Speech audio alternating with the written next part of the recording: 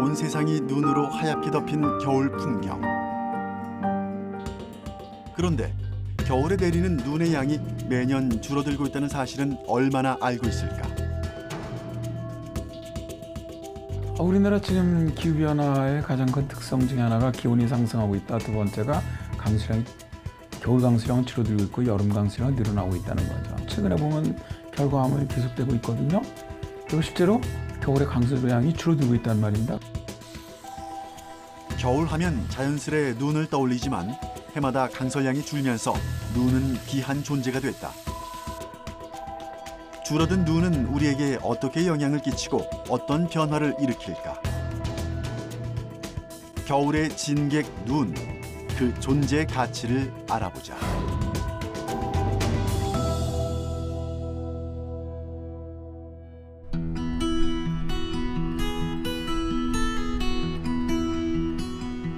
매서운 겨울 찬바람이 이어지는 1월.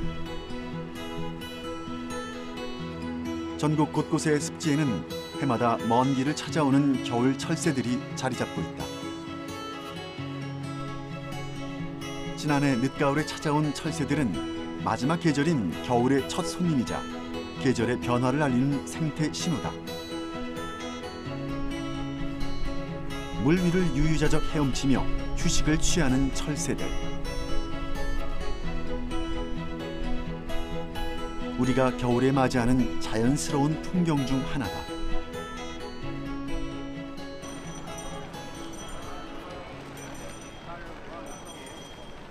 도심에도 겨울의 풍경은 화려하게 펼쳐져 있다. 북적이는 인파와 화려하게 거리를 밝히는 조명들.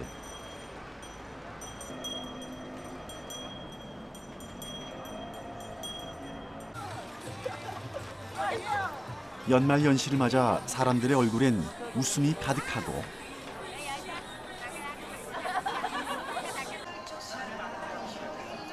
겨울철 먹거리에 거리엔 활기가 넘쳐난다.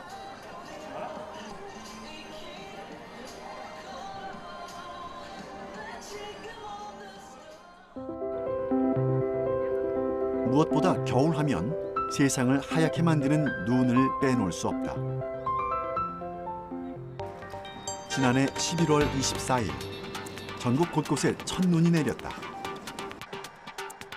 이날 내린 첫눈 적설량은 서울 기준 8.8cm. 갑작스러운 폭설에 도로가 통제되거나 혼잡이 빚어지기도 했다. 이렇듯 눈은 겨울의 상징이자 우리 생활에 다양한 영향을 주는데 우리는 눈을 어떤 자세로 맞이하고 있을까?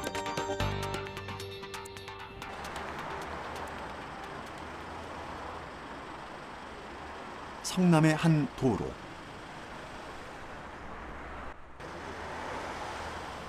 오늘은 겨울맞이 제설 대책 작업이 진행되는 날이다.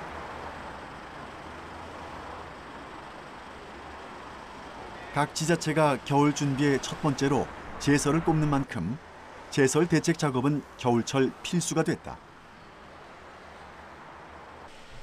이곳 대로변엔 영하의 기온에서 눈을 녹이거나 빙판 안전 조치를 위한 제설함 설치가 진행됐다. 제설함 설치와 함께 제설제를 채워놓는 일은 제설 대책의 가장 기본이자 중요한 일 중 하나다.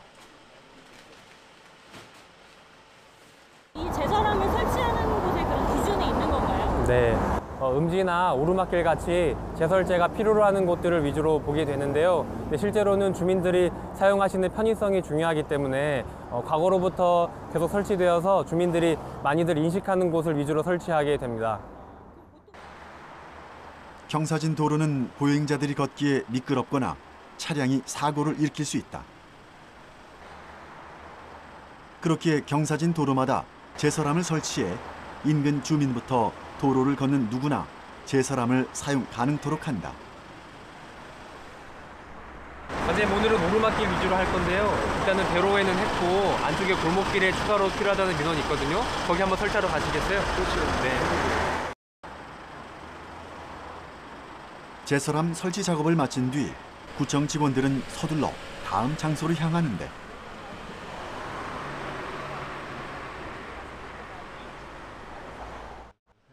구청 직원들이 도착한 두 번째 장소는 사람들 통행이 많은 한 골목길. 골목길의 경우 도로가 좁아 눈이 많이 내려도 제설 차량 진입이 불가능하다. 그렇기 때문에 골목길 곳곳에는 대로변에 비해 더 많은 제설함이 설치돼 있다. 한 개만 더. 지금 여기 제설함 안에는 어떤 것들이 들어있는 건가요? 네, 제설함 안에는 보시는 바와 같이 10kg짜리로 포장된 친환경 제설제 15포와 그리고 5kg으로 포장된 모래 10포가 들어 있습니다. 제설제로는 눈을 녹일 수가 있고요. 모래로는 이제 빙판으로 얼었을 때에 안전 조치를 할 수가 있습니다. 보통 폭설이 한번 왔을 때 이 제설함 한 통을 다 쓰나요? 네, 보통은 다 쓰는 편입니다. 골목골목마다 결빙 취약 지점엔 제설함이 설치돼 있다. 누구든 알아보기 쉽게 노란 통으로 만들어진 제설함은 현재 성남시 수정구 내에만 약 500개가 비치돼 있다.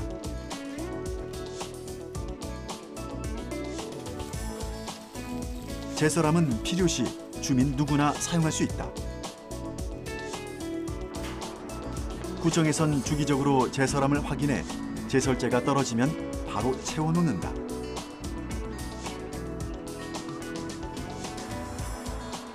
구청 인력만으론 제설 작업에 한계가 있어 주민들이 제설 작업에 함께 동참하길 바라는 취지도 담겨 있다. 주민과 지자체가 함께 안전사고 예방에 만전을 기하는 것이다. 폭설 시에는 관공서에서만의 인력으로는 제설 작업을 하기에 한계가 있기 때문에 주민분들이 많이 동참해 주시기를 바라는 취지도 있고요. 그리고 일반인분들은 제설함을 잘 모르시는데 이제 오늘 보신 것처럼 안에 있는 것들을 마음껏 사용하셔도 되니까 제설 작업에 많이들 동참해 달라는 의미입니다. 제설 대책은 이것만으로 끝나지 않는다.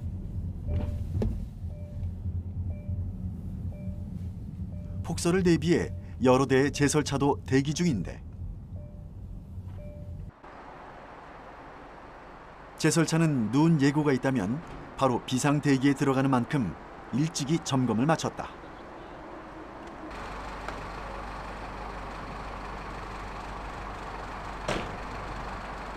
보통은 이런 점검은 언제쯤 하시나요?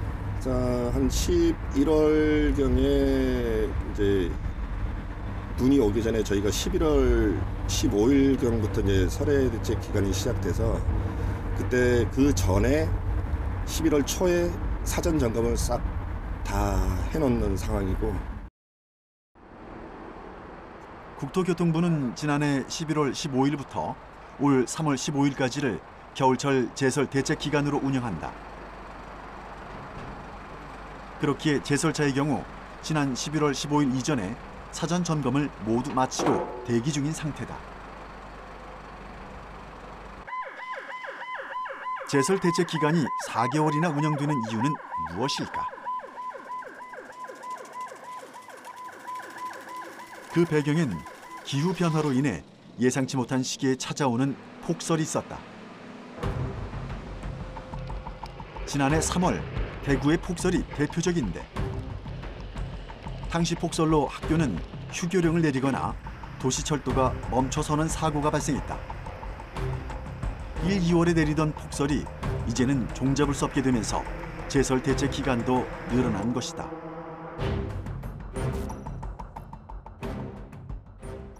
폭설의 피해는 지난해만의 문제는 아니다. 몇 년 전부터 국지적이고 집중적인 폭설이 내리면서 피해 사례가 늘었다. 제작진은 몇 년 전 폭설로 인해 큰 피해를 받았다는 강릉의 한 파프리카 농장을 찾았다.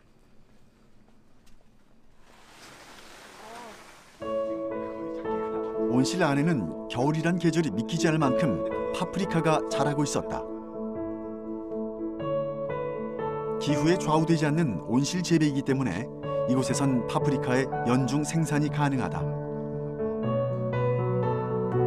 그런데 이곳 온실이 어떻게 폭설의 피해를 입었던 것일까?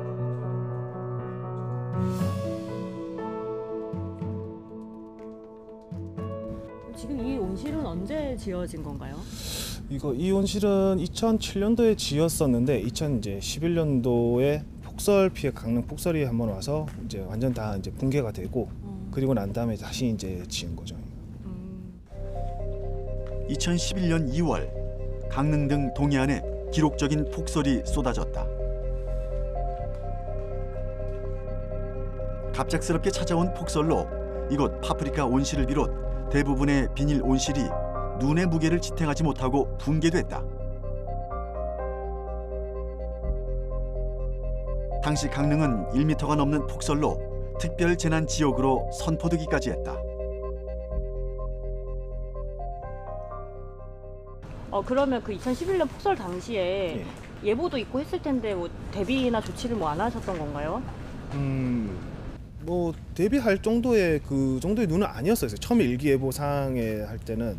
근데 그게 뭐 나중에 가서 조치도 하긴 했지만 뭐 녹인다고 했지만은 그 나중에 일기예보 바뀌었을 때는 이건 사람이 어떻게 이제 뭐 가온을 한다든가 조치를 해서 할 수 있는 정도의 그 눈 상태가 아닌 거였어요. 그때 당시에는. 그래서 강릉시에서도 유일하게 한 농가 빼고는 이 연동하우스가 다 무너진 거예요. 강릉시에서. 유례없는 폭설에 온실이 붕괴되자 이호금 농부는 기존보다 더 높은 강도로 온실을 설계했다. 또 언제 폭설이 찾아올지 모르기 때문이다. 지금 여기는 이제 기계 밴딩이라 해갖고 이제 이게 지금 저 파이프가 예전에는 이제 뭐 35 뭐 이런 그 얇은 게 아니고 너무 사람 힘으로 휘울 수 없는 정도의 강도의 이제 파이프라서 다 공장에서 기계로 이제 원형 밴딩을 짠 거예요. 짜갖고 바로 와갖고 이제 아치형을 완전히 이루기 위해서 이제 눈이 이제 누르는 힘을 막기 위해서 지금 그렇게 지금 제작해갖고 이제 다시 설계를 해서 보내서 조립을 여기서 한 거고 망가지거나 이럴 거는 크게 없죠. 과거에도 웬만한 눈에는 자신 있는 설계였지만 며칠에 걸친 폭설은 버티지 못했다. 눈에 취약을 해요. 그래서 저희가 그때 이후 온실을 다시 건축하면서 지붕을 아치형으로 만들어 눈이 누르는 힘을 분산시켰다. 또한 골조 자체를 견고하게 만들고 기둥도 이전보다 더 촘촘하게 세웠다. 그리고 나서 가뭄이나 이런 것도 엄청 많아지고 그때 뭐라서 한꺼번에 온 거. 붕괴 당시 모든 것이 망가진 상황에서 유일하게 남은 것은 중앙에 세워진 판넬뿐이었다. 근데 그때 당시 그럼 이거는 뭐 제외하더라도 네. 피해액이 상당했을 것 같아요. 피해액은 엄청 났죠. 지금 온실 하나가 제가 알기로는 1000평 하나 짓는 게 그 모든 견적이 한 2억 5천 정도 들어가. 1000평에 2억 5천 정도 견적이 들어가는 걸로 알고 있어요. 근데 지금 그게 네 개가 다 무너졌나요? 그때 당시에는 저희가 2개였어요. 2개 다 무너져서 뭐 대충 해도 한 5, 6억 이상이 이제 손해가 난 거죠. 일단 다 지금 건질 수 있는 자재가 하나도 없었어요. 여기가 지금 이제 파프리카를 지금 현재 어제 수확을 하고 지금 이제 내부 온도가 너무 낮기 때문에 얼지 않도록 지금 보관하고 있는 거예요. 지금. 엄청 많네요. 온실은 외부와 차단이 돼 있지만 완벽하게 격리돼 있는 것은 아니다. 그렇기에 온실 재배지만 파프리카 역시 기후에 영향을 받는다. 폭염으로 내부 온도가 급격하게 오르거나 한파로 보온의 기능이 떨어지면 100% 온실 제어가 어려워지고 이는 곧 파프리카 수확량에 영향을 끼친다.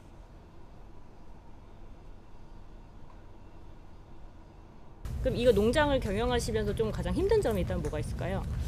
일단 이제 2018년도 여름에 너무 상상도 할 수 없을 정도의 고온이 왔고 이제 2011년도 이제 폭설도 있지만은 지금 이 기후라는 게 어떻게 감을 잡거나 예측 자체가 안 돼요. 그냥 기후 자체가. 그래서 이게 좀 어떻게 대응을 해야 될지 그거에 대해서 제일 그게 어렵죠. 일단은. 기후 변화가 시작되면서 폭설을 예측하고 대비한다는 것은 더욱 어렵고 힘든 일이 됐다. 농장주들 역시 알 수 없는 기후 변화에 그저 속만 타들어갈 뿐이다. 그렇다면 이런 기후 변화 속에서 폭설이 쏟아지는 원인은 무엇일까? 네, 지구 온난화로 지구를 덮고 있는 공기가 따뜻해졌고 이 지구를 덮고 있는 공기가 따뜻해졌다는 의미는 그 그 안에 포함할 수 있는 수증기의 양이 늘어났다는 의미거든요. 수증기 양이 늘어났다는 것은 그 구름이 자주 발생할 수 있다는 얘기고, 그 구름으로 인해서 여름철엔 폭우, 겨울철엔 폭설이 내릴 가능성이 높아졌는데, 그거는 어떤 그 매년 반드시 그렇다는 의미는 아니고, 그런 것으로 인해서 겨울철에 폭설이 내릴 가능성이 높아졌다, 이렇게 말할 수 있습니다. 그런데 이렇게 폭설이 쏟아지는데도 불구하고 매년 겨울이 되면 겨울 가뭄에 대한 대비책이 수립된다. 실제로 겨울 강설량을 조사해보니 놀라운 결과를 맞이했다. 전국 45개 지점 신적설량을 확인해보면 1980년 신적설량 총합은 약 3,091.2cm였다. 이후 2000년에는 3분의 1 이상 적어진 908.9cm를, 2017년엔 현저히 낮은 234.7cm의 신적설량을 확인할 수 있었다. 겨울 가뭄을 실감케 하는 결과였다. 여름철엔 비, 겨울철엔 눈, 그러니까 하늘에서 이러한 그런 액체, 물이 떨어지지 않으면 지상에서는 물 부족 현상을 겪을 겁니다. 1년 12달 중 대부분 여름철에 많은 비가 내려서 수자원을 확보하지만, 겨울철에 눈이 내리지 않으면 원래 건조한 계절인데 더 그런 큰 가뭄 피해가 이어지는 것이죠. 그렇다면 매년 줄어드는 강설량은 어떤 변화를 일으킬까? 겨울 스포츠에 꽂힌 스키장. 사방이 새하얀 눈으로 뒤덮인 스키장엔 사람들이 북적인다. 정설된 눈과 그 위를 가로지르는 형형색색의 스키와 보드들.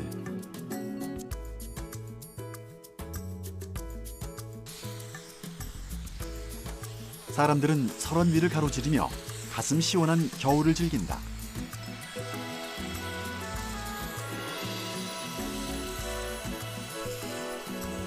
스키와 보드에 입문하는 초보자들도 눈 위에 서 있는 그 자체로 설렘 가득한 모습이다. 온 가족이 스키장을 찾아 레포츠를 즐기는 모습도 자주 눈에 띈다.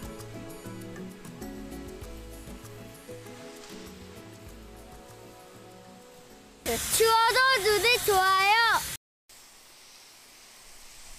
그런데 스키장 산을 뒤덮은 하얀 눈은 대부분 제설기가 만든 인공눈이다. 자연 눈이 부족한 상황에서 차가운 물을 슬로프에 분사해 인공눈을 만드는 제설 작업은 스키장 운영에 필수적이다. 제설기들은 보통 언제쯤 가동을 하는 건가요? 언제? 밤낮 가리지 않고 영하의 기온이면 언제든지 제설을 하고 있습니다. 그러면은 눈이 내릴 때는 가동을 안 하겠네요? 예.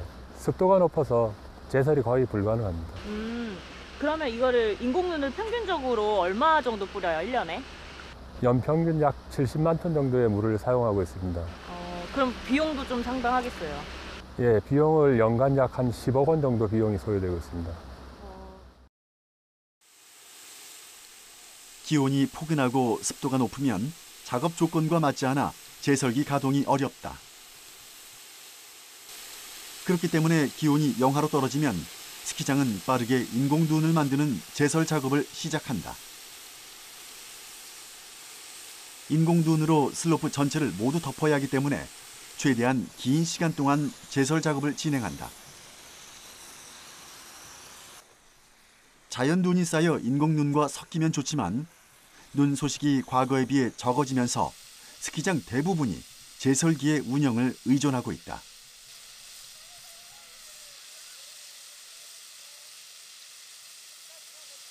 이게 인공눈이랑 자연눈이 좀 차이가 있을 텐데 차이가 있다면 어떤 차이가 있을까요? 인공눈은 자연눈에 비해서 딱딱하기 때문에 스피드를 즐기는 데 유리하고, 자연눈은 넘어졌을 때 비교적 폭신한 느낌을 받을 수가 있습니다. 그럼 인공눈만 있는 것보다 뭐 자연눈만 있는 것보다 이런 어느 정도가 서로 좀 조화가 돼야 되는 거. 네, 인공눈과 함께 자연눈이 적당히 내려준다면 스키장 설치에 많은 도움이 되고 있습니다. 스키장 외에도 눈은 겨울 농사에 중요한 역할을 맡고 있다. 제작진은 겨울 작물인 마늘을 재배하는 안성의 한 농가를 찾았다. 이곳 마늘밭을 살펴보니 겉에는 얇은 부직포가 씌워져 있고 부직포 안쪽으로 초록색 잎들이 눈에 띄었다. 한 곳만이 아닌 밭 전체가 부직포로 덮인 이유는 무엇일까? 5년째 마늘 농사를 짓고 있는 김재홍 농부를 만나 자세한 얘기를 들어보기로 했다. 네, 여기는 1600병 마늘밭이고요. 품종은 대서 마늘을 사용하고 있고 9월 중순에 심어서 6월 초에 수확 작업을 하고 있어요. 마늘은 추위에 강한 겨울 작물이다. 그럼에도 김재홍 농부는 밭을 모두 부직포로 덮어놨다. 그럼 지금 이거 깔아놓으신 부직포는 언제 하신 건가요? 이건 12월 1일 날 작업을 했고요. 첫눈이 오기 전에 밭이 질기 전에 작업을 했습니다. 작년에는 안 했었는데 1000평이 모두 동해를 입어가지고 피해를 많이 봤었어요. 그걸 이제 보고 느껴서 올해는 다 피복하게 되었죠. 여기 지금 안에를 좀 이렇게 볼 수 있을까요? 네, 볼 수 있습니다.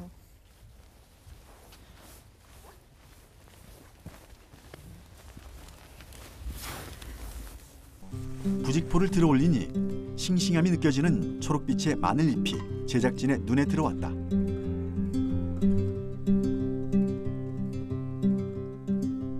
여기 이렇게 보니까 되게 겨울인데도 마늘이 이게 초록초록해요. 네, 이게 부직포를 피워왔기 때문에 직접적인 추위가 안 와서 아직까지는 뭐 동사하지 않았어요. 9월 중순에 파종하는 마늘은 추운 겨울을 거쳐야만 알이 굵고 맛있어진다. 하지만 급격한 한파와 비로 땅이 얼게 되자 마늘이 동해를 입고 상품 가치가 없어졌다. 이에 김재홍 농부는 부직포라는 대안책을 선택했다. 지금은 이렇게 부직포를 사용을 하셨는데 과거에 농사 지을 때는 어땠다고 하셨어요? 과거에는 거의 눈에 의존하는 농법으로 눈이 오게 되면은 이렇게 이불처럼 마늘을 덮어주게 돼서 보온 효과가 있었어요. 근데 지금 같은 경우에는 뭐 눈을 기다릴 수는 없잖아요. 그래서 이게 다 대비를 하는 거죠, 피복으로.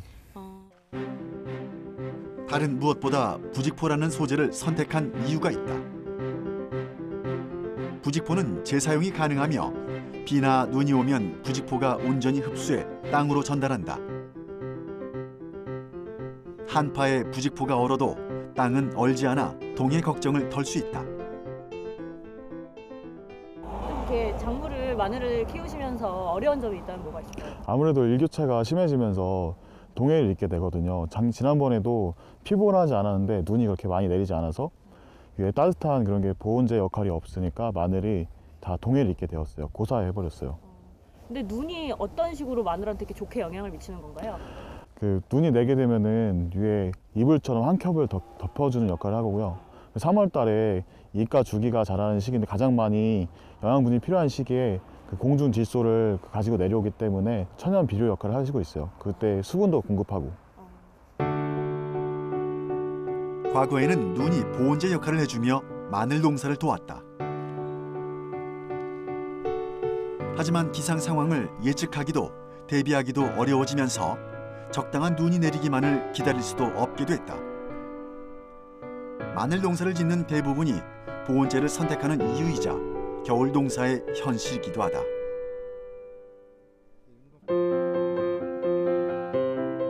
다른 겨울 작물은 겨울을 어떻게 버텨내고 있을까? 제작진은 봉화의 한 보리 농가를 찾아갔다.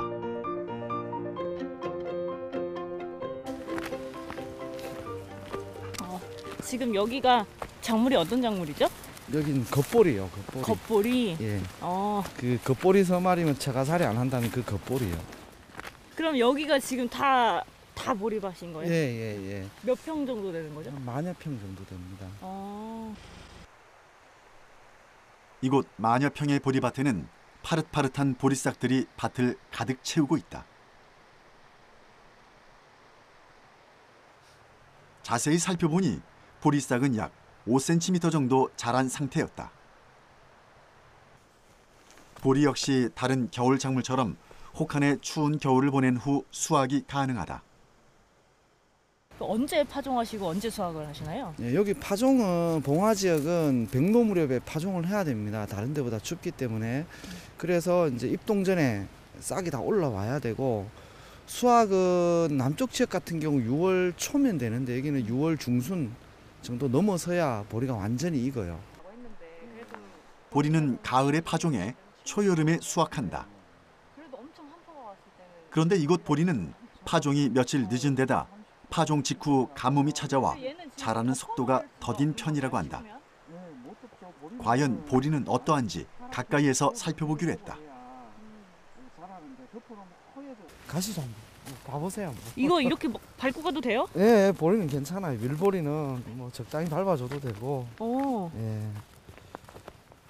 이렇게 막 이게 밟아도 돼요? 이거 예, 괜찮습니다. 파릇파릇하네요. 근데 예, 아직도. 괜찮아요. 지금 보시면은 네. 이제 제가 조금 늦었다는 이유가 지금 네. 보리싹이 한 요 정도는 올라와야 되는데 네. 예, 다 못 올라온 거예요. 조금. 얘들이 땅 속으로 한 20cm 정도는 내려가요. 뿌리가. 그래서 밑에 얼지 않은 땅에서 올라오는 수분을 일부 먹어가면서 겨울 동안 버티는 거예요. 예. 땅 속의 수분을 받으며 겨울 내내 파릇파릇한 모습을 유지하는 보리.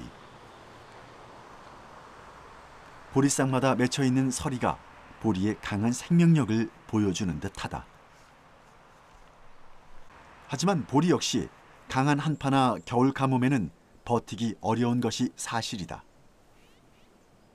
그럼 이게 보리 농사 하시면서 예, 좀 예. 특별히 관리하거나 뭐 어려운 점 있으세요?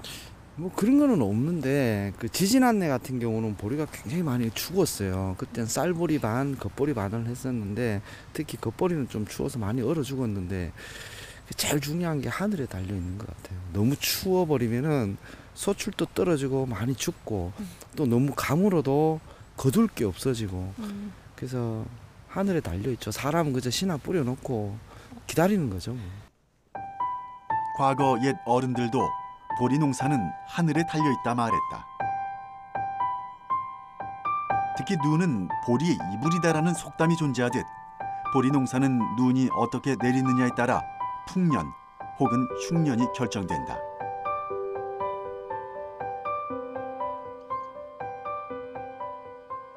그러면은 뭐 눈이나 비 같은 경우는 어떤 식으로 영향을 주는 건가요? 가물면 안 되니까 모든 작물이든지 그래서 적당히 눈이 땅이 너무 건조하지 않을 정도로 눈이 와주고 또 눈이 적당히 덮여 있으면은 이불 역할을 해서 보온 역할도 해주고 눈이 오는 게 좋죠. 근데 요즘은 겨울 가뭄이 좀 많이 심한 것 같아요. 몇 년 동안 한 4, 5년 정도는. 예, 그래서 소출이 썩 좋지는 못합니다. 비보다는 눈이 오는 게 좋죠, 겨울에는. 예. 왜, 우선 보온 역할 때문에 눈이 오는 게 좋다고 하시는 건가요? 대부분 눈이 오고 나면 날도 좀 포근해지고 또 이렇게 밤 같으면 눈이 덮여 있으면은 이불 같은 역할도 해주고 근데 비가 오면은 바로 추워져요, 대부분 날씨가. 그래서 물 부어놓고 꽁꽁 얼리는 것보다가 눈이 와서 서서히 녹아가면서 이렇게 눈이 땅 속으로 스며드는 게 아무래도 작물에 더 좋죠. 해를 받고 눈을 먹으며 자라는 보리. 보리 농사의 성패가 하늘에 달린 가장 큰 이유가 아닐까.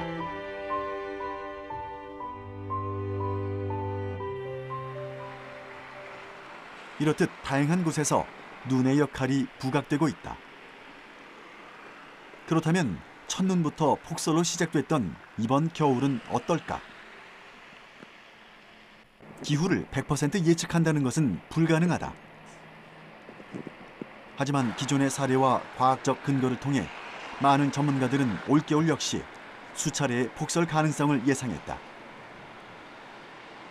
올겨울 같은 경우에는 만약에 이제 북쪽에서 보통 겨울처럼 찬 공기가 확장해 내려올 텐데 지금 동태평양 바닷물의 온도가 높아지는 소위 말하는 엘니뇨 현상이 시작되는 겨울이거든요. 자, 이렇게 엘니뇨 현상이 있을 때 이 서태평양, 그러니까 우리 한반도 주변의 바닷물에 도대체 어떤 변화가 있을 것인가.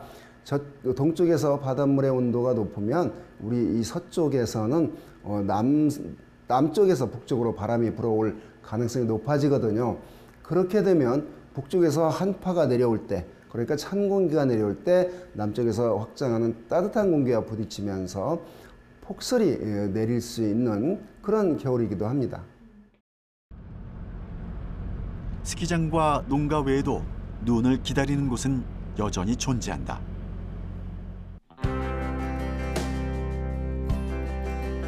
추운 겨울이 대목이라는 용대리 역시 겨울철 눈을 기다리는 곳이다. 용대리는 국내 황태 생산의 70%를 담당하는 대표적 황태 마을이다. 명태를 잡아 추운 겨울날 바닷바람을 쐬고 얼고 녹기를 수없이 반복하며 서서히 건조되면 황태가 만들어진다.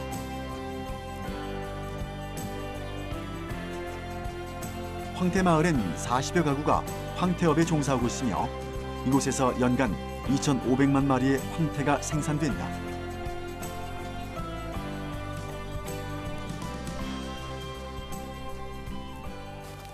지금 여기 보니까 아직 황태가 걸려있진 않네요.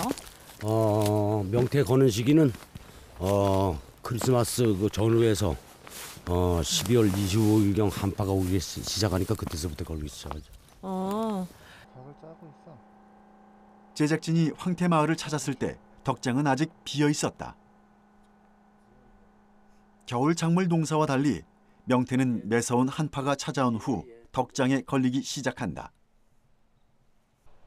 그렇다면 명태를 덕장에 걸어놓는 기간은 얼마나 될까? 12월 25일을 전후해서 이듬해 3월 말일경까지 덕장에 걸려 있게 되죠. 그러면 그 시기에 덕장에다 이렇게 황태를 말리는 이유가 있나요? 얼었다 녹았다 하면서 그 명태가 그 수축되면서 건조가 돼야지 상품이 우수한 상품이 생산이 되기 때문에 그렇습니다. 용대리 황태 덕장은 전통 방식 그대로 소나무를 이용해 설치됐다. 예전엔 상하 3칸으로 설치했지만 통풍을 원활하게 만들기 위해서 현재는 2칸이 기본이다. 명태가 덕장에 걸리면 밤새 얼었다가 해가 비치는 오전에 녹았다가 찬바람에 다시 마르는 과정을 수십 번 되풀이한다. 사실상 날씨가 도와주지 않는다면 불가능한 일인 셈이다.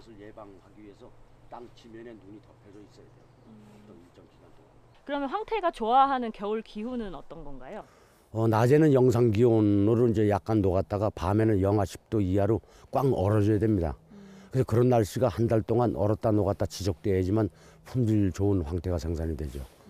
그리고 또 봄에 나가선 바람도 많이 불고 또 건조되는 시간에 눈이 자주 와서 갑자기 건조되는 것을 이제 예방 차원에서 자주 와야 됩니다. 눈도.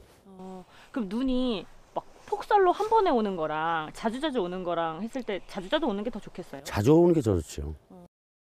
네, 가시죠. 지금 그러면 이게 지금 나무들이 이렇게 있는데 네. 어떤 식으로 걸려요? 2마리씩 이제 이렇게 끈에다 끼워서 요 고랑에다 이렇게 걸게 됩니다. 상하덕으로 해서. 날씨가 급격히 추워지면 내장을 빼낸 명태를 2마리씩 묶어 고랑대에 건다. 이때 명태들은 모두 입이 하늘을 향하게 만들어 놓는다. 눈이 내릴 때 명태 입속으로 눈이 들어가면 몸통에 수분을 공급해주기 때문이다. 수분이 공급된 명태는 속살이 포송포송해지며 상품 가치가 높아진다. 그렇다면 다 말려진 황태는 어떤 모습일까? 제작진은 황태 작업장으로 찾아가 직접 상품이 된 황태를 확인해 보았다. 겨울 동안 얼고 녹기를 반복하며 노란 속살을 띠게 된 황태. 잘 말린 황태는 속살이 솜같이 부드럽고 고소한 맛을 띠게 된다. 기후가 좋았을 때랑 좋지 않았을 때랑 맛의 차이가 있나요? 많죠, 차이가. 요 날씨가 이제 온화해서 한 달 동안을 이제 꽝꽝 얼어가지고 건조해야 되는데 어느 시기에 짧았을 때는 안에 딱딱한 살이 배겨요. 그럼 상품 가치가 떨어지게 되고, 그다음에 날씨가 너무 추워서 그 얼어 있는 시간이 길게 되면 속살이 푸석푸석해요. 영하의 날씨, 따뜻하고 적당한 바람, 때때로 내리는 눈까지. 최상품의 황태를 만드는 조건들이다.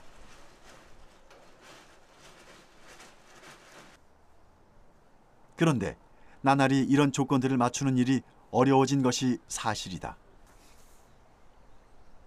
무엇보다 기후 변화로 변화무쌍한 날씨가 지속되기 때문이다. 이 일은 어느 정도 하셨고 과거랑 지금이랑 비교했을 때 이거 황태 널기의 기후가 어떤 것 같으세요? 네, 한 15년 일을 했고요. 예년엔 우리 어릴 때 일을 할 때는 상당히 엄청나게 추웠고 눈도 많이 왔고 봄에 나가서 바람도 엄청 강하게 불었는데, 이제는 눈도 많이 안 오고 날씨도 온화하고 그다음에 봄에 나가서 바람도 자주 안 붑니다. 예전 기온하고 전혀 틀려요. 그러면 뭐 만약에 눈이 막 엄청 안 오거나 아무튼 기후가 좀 변화가 됐을 때 눈이 막 너무 안 오면 그럴 때는 어떤 식으로 황태를 좀 관리하세요? 그래서 아마 한 15년 전서부터 이제 명태 거는 방법을 이제 변화시켜서 바꿔서 옛날에 여기서 활복을 해가지고 시쳐서 생명태를 이제 걸었는데, 그러니까 날씨가 이제 일기가 불순하다 보면 품질이 떨어지는 명태가 생산이 됐었는데, 이제 사전 작업이라 그래서 미리 활복을 해서 꽁꽁 얼려서 걸기 때문에 그런 기후 변화에도 이상이 없습니다.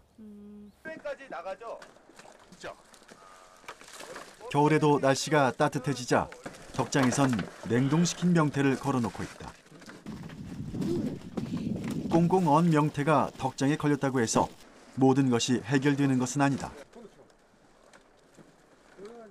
이제 이 명태는 녹고 말리고 다시 얼리는 수십 차례의 과정이 반복돼야 한다.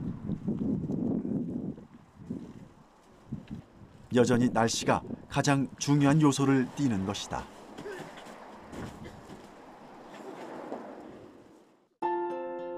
매년 마지막 계절로 우리를 찾아오는 겨울. 겨울철 눈은 그 존재만으로 많은 가치와 역할을 담고 있다. 눈이 우리에게 주는 낭만을 넘어 그 가치를 알아보는 것. 우리에게 겨울을 맞이하는 올바른 자세가 필요한 셈이다. 겨울철이 되면 가을, 겨울, 봄 동안은 이제 건조한 계절, 그러니까 물이 부족한 계절인데, 우리나라는 중위도에 위치해서 가끔 눈이 내리기 때문에 그러한 건조한 그 상태를 해소해주는 아주 그 유용한 역할을 하거든요. 또 눈이 내리지 않는 그 위도 30도 이남의 그 어떤 아열대, 열대지방보다는 중위도에 있는 우리나라가 그 눈으로 인한 어떤 정서적인 어떤 그 영향도 크다고 생각을 합니다. 휘몰아치는 눈발은 온 세상을 하얗게 덮는다. 황량하게 메마른 겨울 풍경은 사라지고 고운 솜털 이불을 덮은 그야말로 한 폭의 그림 같은 풍경이 펼쳐진다. 눈은 겨울의 상징이다.